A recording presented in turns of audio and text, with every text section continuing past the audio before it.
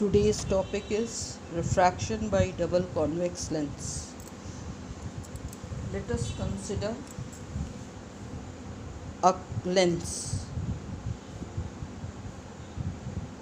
both of which surfaces are convex. Let a point object is there and a ray goes to the first surface towards path OA, and we draw normal at point A. Then angle between normal and incident ray is I1. When it goes through the glass medium, its path gets diverted because of refraction. So its path changes, but when it travels some distance, there is a second surface which is bounding. That surface is glass to air, and glass to air means the ray will bend away from the normal. Again let me draw the normal N2. The rays bend away from the normal, so R2 angle formed is greater than I2. R2 angle means now the ray which has started from O, it has reached the point I. If here it would have been single surface, अगर ये lens ना होता, बस एक तरफ air दूसरी तरफ glass होता, तब ये रे आगे जाके I1 पर पहुंचती, और सेकेंड सरफेस की वजह से इस रे का रास्ता, सेकेंड रे का भी रास्ता बदल गया और वो अब I1 पर I पर पहुंची है. Let we draw the geometry in this diagram. The first angle is alpha, that is angle made by incident ray with principal axis. The second angle is beta, angle made by final image with principal axis. Then beta 1 means image formed by first ray on principal axis. Then gamma 2 means angle made by normal on the second surface. We have drawn normal, which when produced meets the principal axis at C2. Why we have written here C2? C2 is center of curvature of second surface. Similarly, when we produce the normal on the first surface, the center of curvature is C1. Then P1 is pole for the first surface, P2 is pole for the second surface, and if this lens is symmetric, if both the radius are same, then at the midpoint of P1, P2, there is a point C. Actually, C is the point, C is optical center. Optical center is the point through which any incident ray passes, goes undeviated.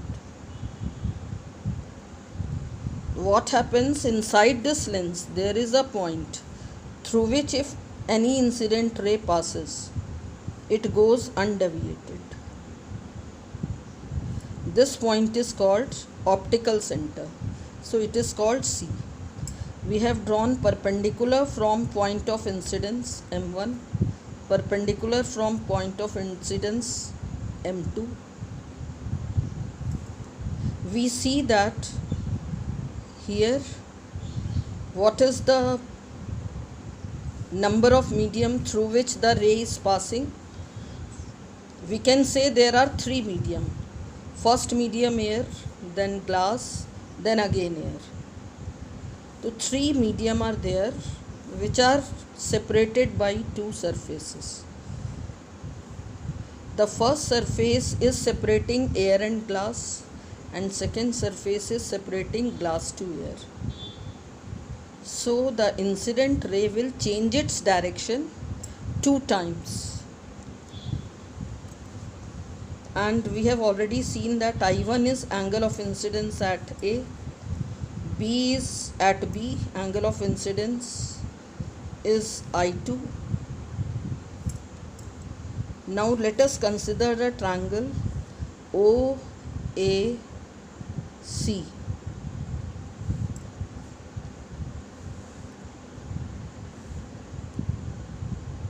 So we see that the angle is I1. I1 is exterior angle, OAC1. I1 is exterior angle for this triangle. So I1 is equal to R1 gamma 1 plus alpha. In triangle I1 AC2, I1 BC2, in triangle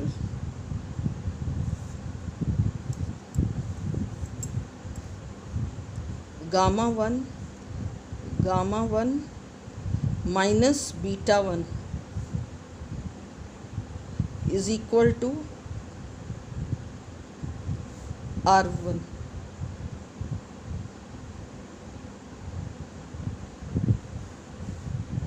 I1 AC2. So we get R1 is equal to gamma 1 minus beta 1.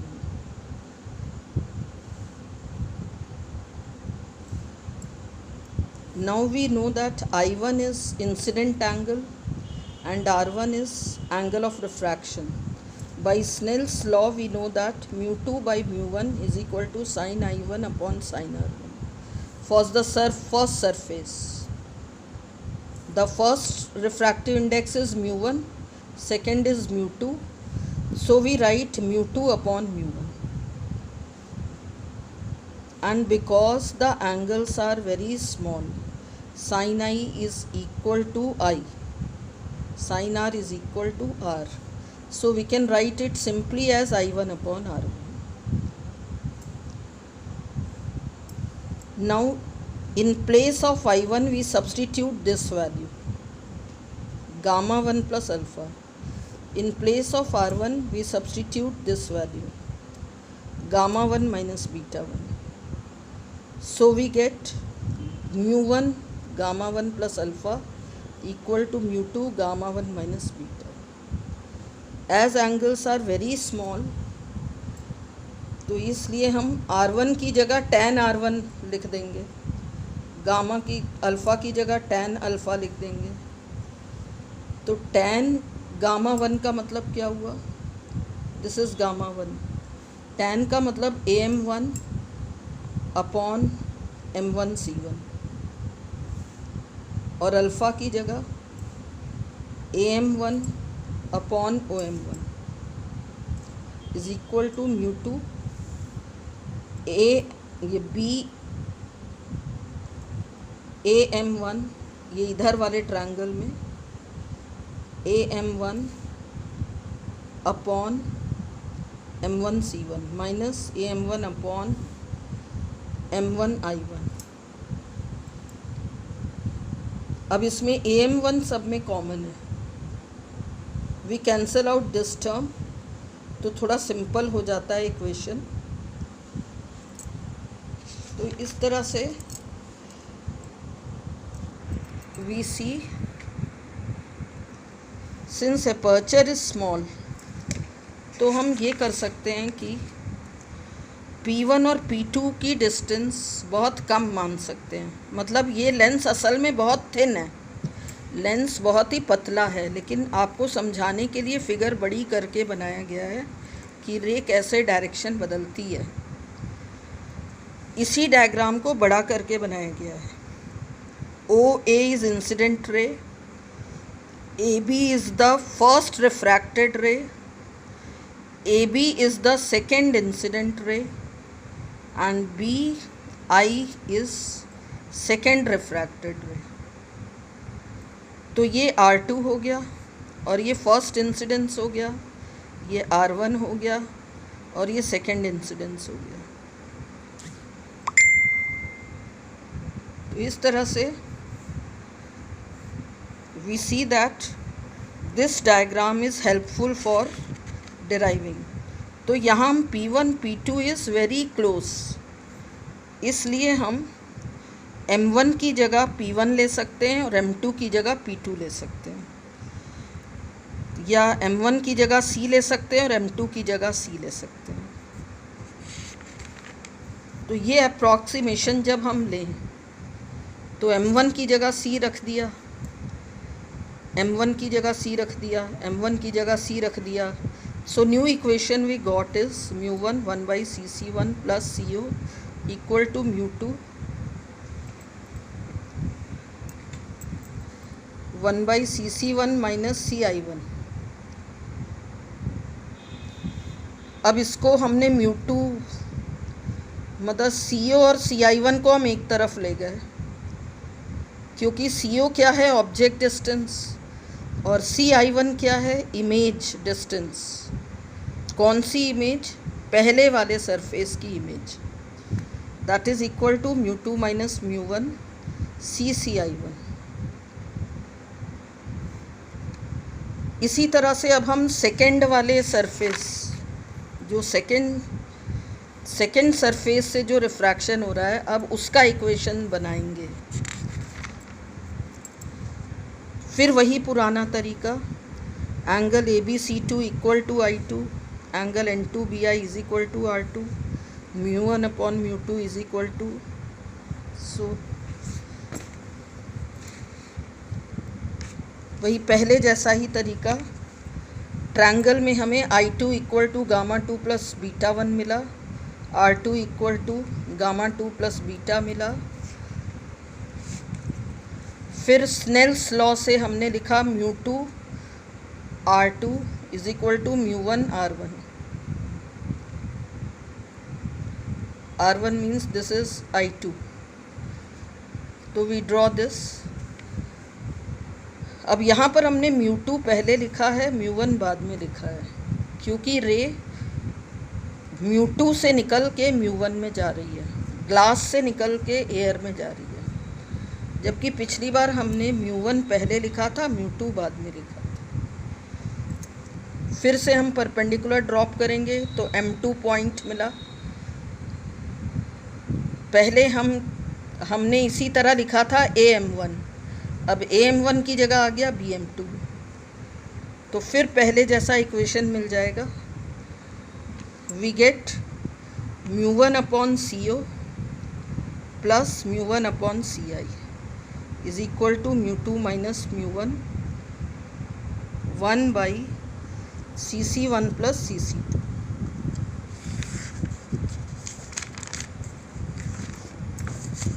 अब हमें दो equations मिले, एक first surface वाला, एक second surface वाला। उसमें ये टर्म्स आ रहे हैं, तो हम क्या करेंगे, ये दो इक्वेशन, फर्स्ट सरफेस का नंबर 3 है, फर्स्ट सरफेस का नंबर 3 इक्वेशन है, और सेकंड सरफेस का नंबर 6।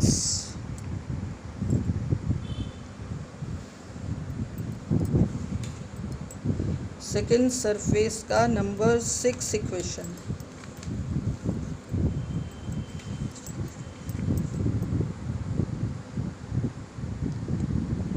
ये है नंबर 6। तो 3 और 6 दोनों को ऐड करेंगे, ऐड इन 3 एंड 6, हमें ये इक्वेशन मिला, जिसमें एक तो CO का मतलब ऑब्जेक्ट डिस्टेंस, CI का मतलब इमेज डिस्टेंस, CC1 का मतलब पहला सेंटर ऑफ कर्वेचर, CC2 का मतलब दूसरा सेंटर ऑफ कर्वेचर, ये फॉर्मूले में आ रहा है।